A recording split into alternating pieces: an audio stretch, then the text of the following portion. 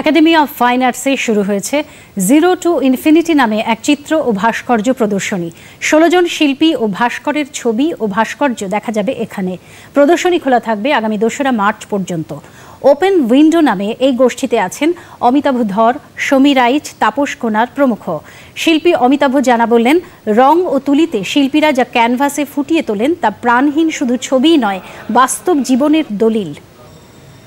চিত্রশিল্পী সমী রাইচ আছেন, এখানে প্রদীপ রক্ষিত আছেন, এখানে অমিতাভ ধর আছেন, এইরকম খ্যাতনামা আর্টিস্টরা আছেন এবং এনারা একটা সময় কেন এখনও এনাদের এই যোগেন চৌধুরী যার নাম বললেন ওনাদের লেভেলেই ওনাদের ছবিও এনাদের বিক্রি হয়। আর এনাদের আমাদের নতুনদেরকে এই যারা নতুন আর্টিস্ট আপকামিং যারা কাজ করছে তো আমাদেরকেও ওনারা ওই দলে স্থান দিয়েছেন এবং যাতে আমরা ওই জায়গা পর্যন্ত পৌঁছতে পারি তার জন্য ওনারা আমাদের হাত ধরেছেন এবং আমরা ওইভাবে ঠিক এগোচ্ছি।